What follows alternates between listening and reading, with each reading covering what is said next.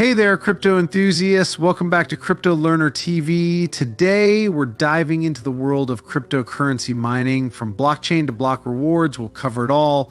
Let's get started.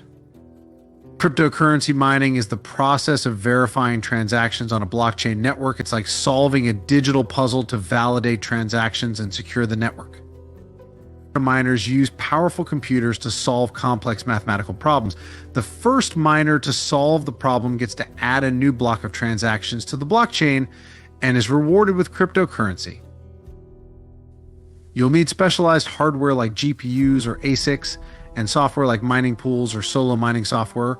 We'll cover the pros and cons of each in a future video.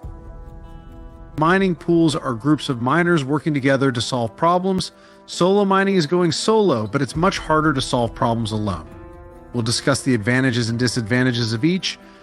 Miners earn block rewards for solving problems and adding new blocks. They also earn transaction fees for verifying transactions. It's a lucrative business, but it comes with risks. Cryptocurrency mining consumes a lot of energy, which has a significant environmental impact. We need to be aware of this and work towards sustainable solutions.